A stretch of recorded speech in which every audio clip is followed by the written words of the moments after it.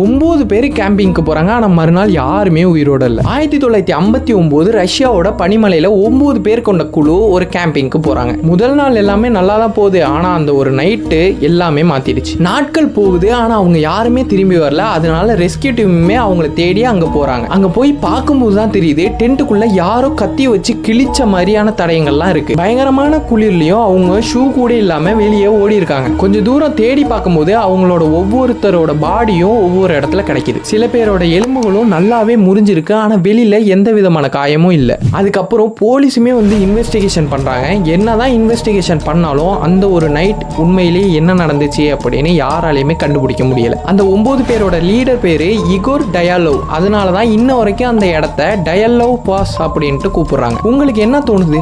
அன்னைக்கு ராத்திரி உண்மையிலேயே என்ன நடந்திருக்கும் அப்படின்னு கமெண்ட்ல சொல்லுங்க. இந்த கேஸுக்கு பின்னாடி இன்னும் நிறைய டீடைல்ஸ் இருக்கு. நம்ம 10K சப்ஸ்கிரைபர்ஸ் அடிச்சோன்னா ஃபுல் டாக்குமெண்ட்டையே நம்ம சேனல்ல கொண்டு வர சீக்கிரம் சப்ஸ்கிரைப் பண்ணுங்க.